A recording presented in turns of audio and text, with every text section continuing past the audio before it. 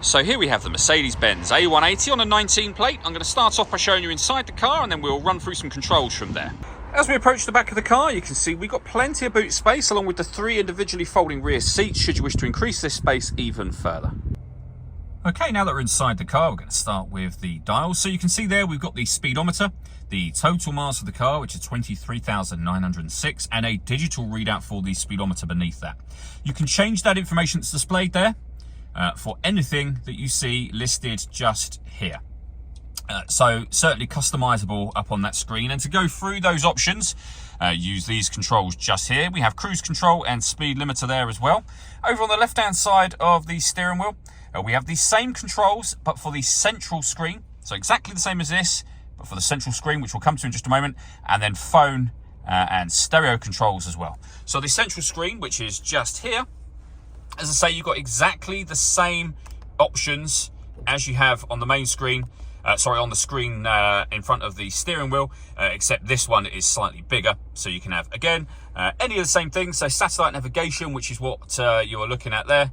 But your radio, you can pair your phone from up here as well. And then working our way down from that, we have the climate control for the car. So you can adjust the temperature, you can adjust the fan speed, you can then determine where you'd like the air to be distributed, and all settings will show on the screen as you make them. Once you're happy with that, your air conditioning's on at the minute, so that's off, back on again, or hit auto. The car will now maintain the temperature you've asked for by taking full control of the fan speed and the direction of the air for you. Below that, we have a couple of cup holders. We've also got our USB-C input as well, and then a 6-speed manual gearbox.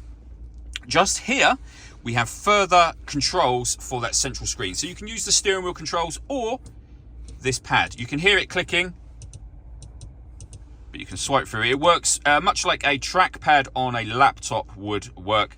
And then you've got various buttons surrounding it that will take you into menus directly should you wish to use those. So satellite navigation, for example.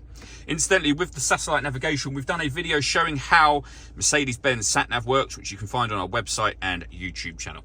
We then have the volume for the stereo just above that as well. All that leaves me to say is thank you for taking the time to watch this video. If you'd like to come and see the car in person and have a test drive, please feel free to call either of our MJA sites. We'd love to hear from you soon.